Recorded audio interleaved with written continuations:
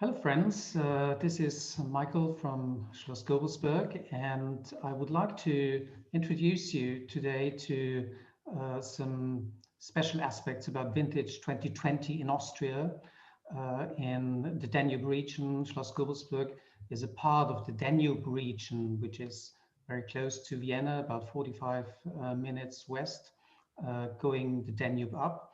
And the Danube region is recalled as one of the cool climates regions of Europe.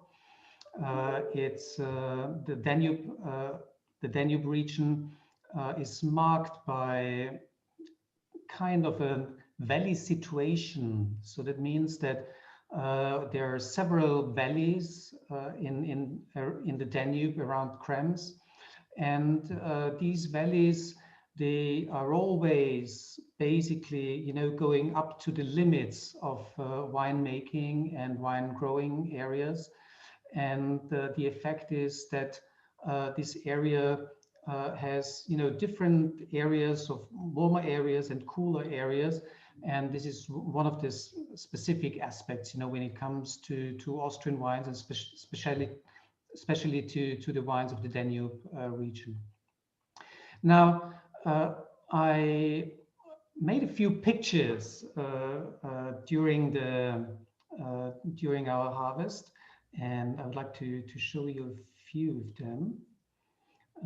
So this is a picture from November. Harvest is quite late in Austria. You see that normally we start our harvest at the end of September, beginning of October, and we even can harvest until the end of November in cooler vintages. Warmer vintages, like the vintages like 03, 06, and so on. So these vintages we harvest normally until the beginning of November.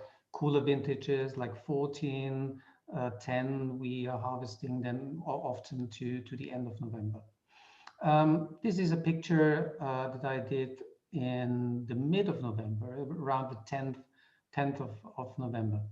So you see everything is still in harvest colors, but still there are some greenish elements to the vineyards. Now, 2020 was really, again, a very special year. That means that we started the year with a cool but very dry winter time, and suddenly in end of March the temperatures changed, and we were already fearing that we were going to have an early bud break, which also includes always the dangers of early spring frost. But this pessimistic ideas didn't happen, and so we did not have any frost this year. But in contrary to all the European, or most of the European growing areas where our colleagues were experiencing warmer and very dry situations over the vegetation period, we were experiencing rather a coolish and rainy summer period. I have a graph that is showing now vintage 2019. In 2019, you can see that in May we had quite a lot of precipitation, with about 120 liters. But then over the summer period, it was more or less dry. If you compare this now to 2020, you see we had a very dry winter season, whereas then starting in May, it was starting to rain, with a peak in July with even more than 200 liters of precipitation. So this is quite, a big contrast actually to what we have seen in 2019. Looking to temperatures, if you're looking here, this line here are average temperatures in these months. You can see that the hottest month in 2019 was June, with an average of 23 degrees. And then it was getting cooler and cooler and cooler. Now, if you're looking to 2020, then you can see that we have a constant rise in temperatures. but the peak is in August with only 20 degrees in average temperature. So that means over the whole period of the vegetation from May to August, in average, it was a rather cool vintage. So this is also something that you can see when it was coming then to the harvest season. Even though that the season started early, harvest time was delayed due to this coolish and rainy summer.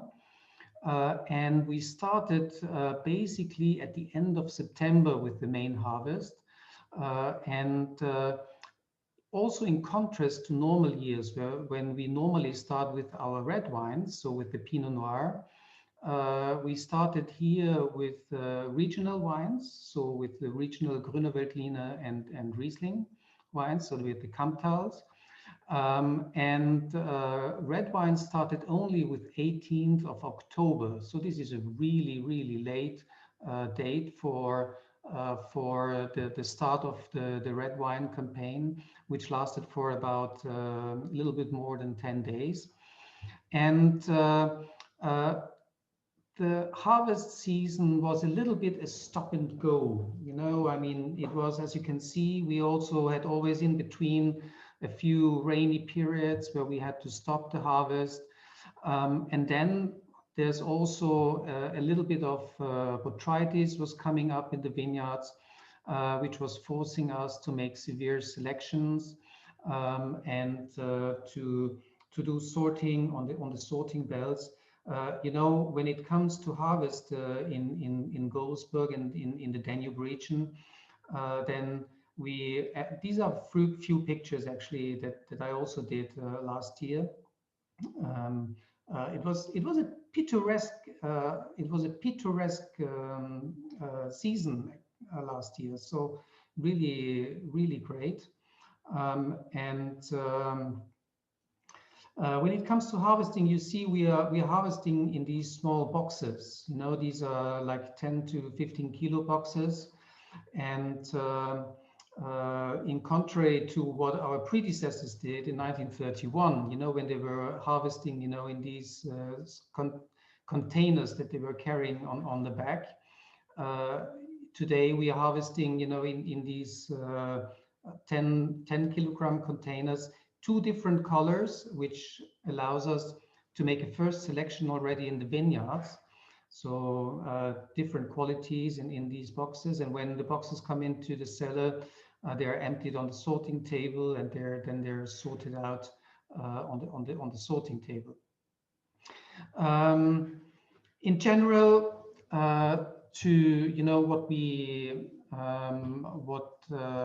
can say so far.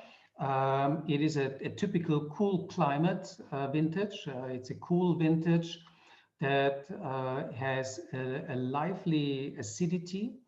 The wines are not too high in alcohol, so the regional wines will be between 12 and 12.5 alcohol. Village wines will be around 12.5, and then the single vineyards are between 13. For some specific vineyards, maybe 13.5, but not more. All in all, and then one last aspect, we harvested yesterday on the 11th of January, we harvested our ice wine. So this is now the real end of the harvest. and so we did really our best, actually, you know, to bring in the 850th vintage of the estate as good as we can, and to make it a masterpiece. And yeah, we are very happy actually about the results, and I'm hoping very much actually that you can enjoy these wines, you know, in the next few months.